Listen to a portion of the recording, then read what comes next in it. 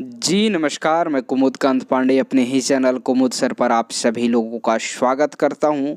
आज का वीडियो काफ़ी महत्वपूर्ण है, चूँकि आज के वीडियो में बात करूंगा कि आज 24 नवंबर को दिसंबर सीटेट केस में पटना हाई कोर्ट में क्या कुछ गतिविधि हुआ, साथ ही साथ दिसंबर सीटेट से जुड़े हुए तमाम प्रश्नों के समाधान करने की कोशिश करूँगा।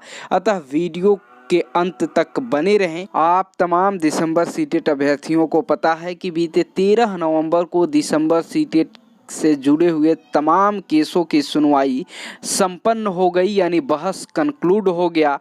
उसके जजमेंट को सुरक्षित कर लिया गया है। साथ ही साथ ये ऑर्डर पारित किया गया है कि 25 नवंबर तक जितने भी केस हैं सभी केस के वकीलों के द्वारा रिटेन आर्गूमेंट फाइल करना है।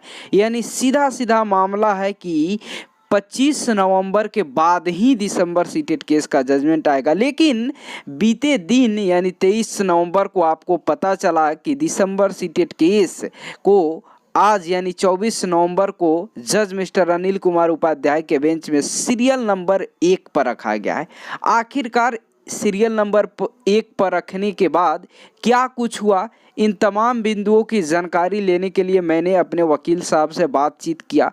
उनका स्पष्ट कहना था आज के सुनवाई में दिसंबर सीटेट और शिक्षक नियोजन से जुड़े हुए किसी भी मसले पर कोई भी बातचीत नहीं हुआ।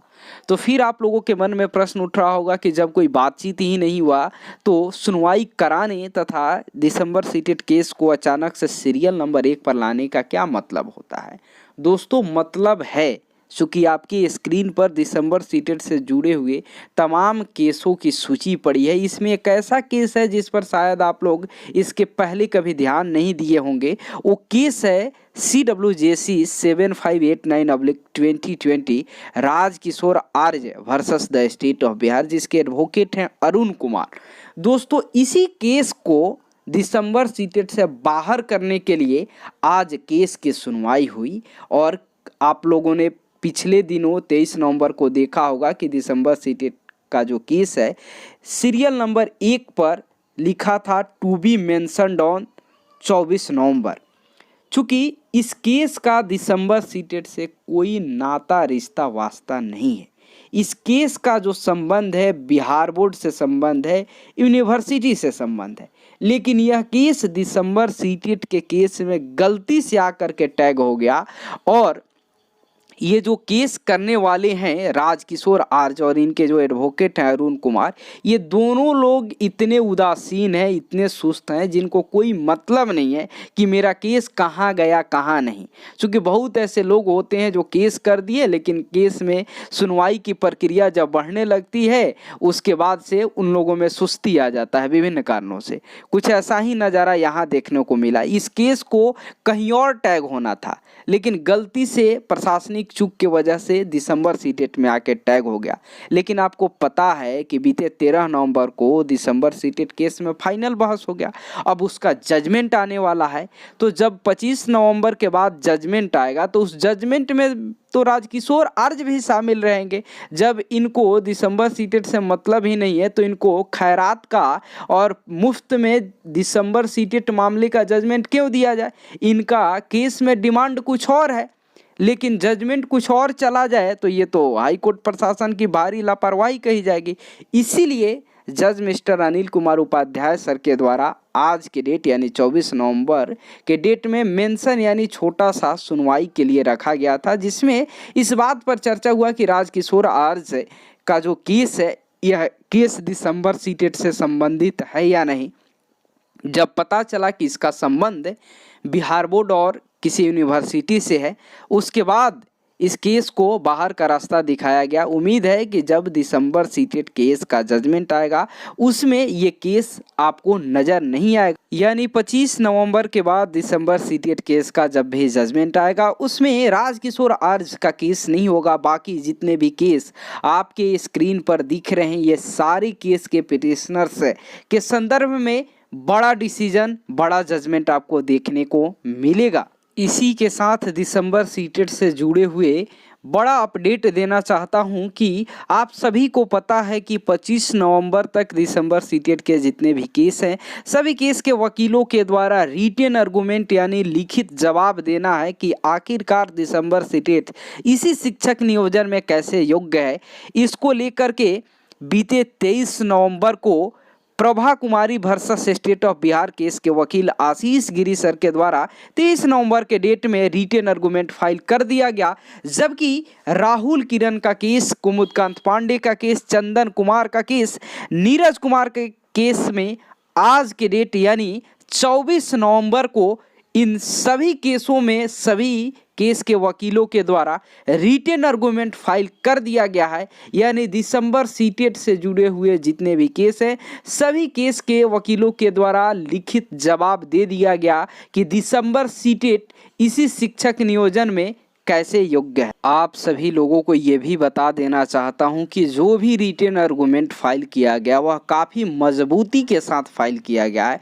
उसमें बहुत सारे ऐसे केसों का जिक्र किया गया है जिसको देख करके मुझे पूर्ण विश्वास है कि जब आर्गुमेंट को जज साहब के द्वारा पढ़ा जाएगा उसके बाद निश्चित रूप से दिसंबर सीटेट के पक्ष में जजमेंट दिया जाएगा। चूँकि गिरीश सर के द्वारा जो भी रिटेन आर्गुमेंट फाइल किया गया उसके बहुत सारे पॉइंट्स को मैंने पढ़ने का काम किया, मुझे जानकारी मिली उसमें ऐसे ऐसे केस का जिक्र किया गया है जिसको देख करके मुझे उम्मीद है कि दिसंबर सीटेट के पक्ष में जजमेंट आएगा और काफ़ी मजबूती के साथ तमाम बिंदुओं को रखने का काम किया गया।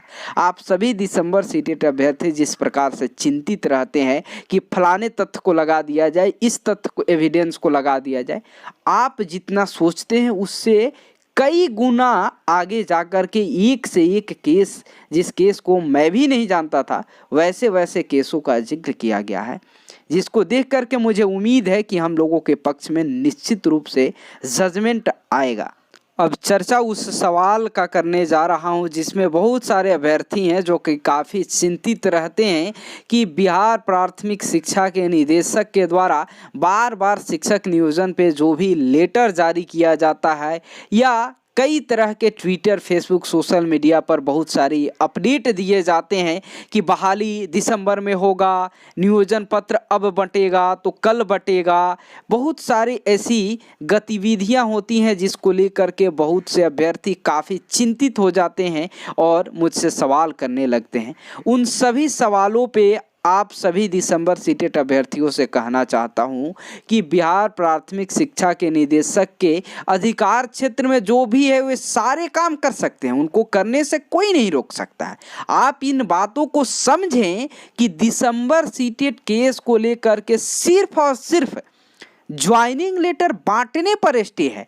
ऐसे में बिहार प्राथमिक शिक्षक निदेशक इस बहाली को उस मोड़ तक ले जा सकते हैं जिसमें सारे काम हो सकते हैं, सिर्फ और सिर्फ ज्वाइनिंग लेटर नहीं दिया जा सकता। कुछ लोगों को के मन में तरह तरह की शंकाएं, गलतफहमियां होती हैं कि इसी तरह से होगा तो एक दिन बिना जजमेंट के कहीं ज्वाइनिंग लेटर ना बांट दी जाए। अरे भैया, आपका जजमेंट भी अब तुरंत आने वाला है, अब वो भी चिंता दूर हो गया। दिसंबर सीटेट का बहस कंप्लीट हो गया, तुरंत जजमेंट आने वाला है। साथ ही साथ ये भी आपको बता देने की कोशिश करता हूँ कि आप याद करिए नेशनल फेडरेशन ऑफ ब्लाइंड के उस केस को, जिस केस के जरिए अचानक से 2 दिन पहले अगस्त महीने में 8 अगस्त के लगभग में हाई स्कूल के 33,000 शिक्षकों का ज्वाइनिंग लेटर बंटना था, लेकिन अचानक से नेशनल फेडरेशन ऑफ ब्लाइंड के ज्वाइनिंग लेटर पर स्टे के कारण उस बहाली को रोक दी गई, जो कि अभी तक संपन्न नहीं हुआ। ऐसे में आप लोग प्राथमिक शिक्षा निदेशक के किसी भी गतिविधि से आप चिंतित ना हो। साथ ही साथ पेपर में कुछ गलत सलत भ्रामक रिपोर्टिंग की जाती है, यूट्यूब पे गलत बयानी किया जाता है, इन चीज़ों से आप चिंतित ना हो। आपके पक्ष में, सभी लोगों के पक्ष में बहुत ही बढ़िया शानदार तरीके से गिरीश सर के द्वारा बहस भी किया गया, रिटेन आर्गुमेंट भी दिया गया। इवन गिरीश सर के द्वारा जो रिटेन आर्गुमेंट दिया गया उसके हेडिंग में ये बात स्पष्ट कर दिया गया है कि मेरे पास मैं जो मांग कर रहा हूं उसमें 4 तरह के अभ्यर्थियों के लिए मांग कर रहा हूं। पहला है बीएड पास अभ्यर्थी, दूसरा एनआईओएस से डीएलएड, तीसरे रेगुलर से डीएलएड और चौथे हैंडीकैप्ड। इन चारों तरह के अभ्यर्थियों को इस शिक्षक नियोजन में मौका मिलना चाहिए और उन सभी अभ्यर्थियों के हित में एक से बढ़कर एक केस का रेफरेंस देने का काम गिरीश सर किए हैं। मुझे पूर्ण उम्मीद है कि जजमेंट आएगा, लेकिन निदेशक साहब के गतिविधि यूट्यूब और सोशल मीडिया, पेपर मीडिया से आप लोग चिंतित ना हो। आप इंतज़ार करें कि दिसंबर के पहले सप्ताह में आपका जजमेंट आ जाएगा।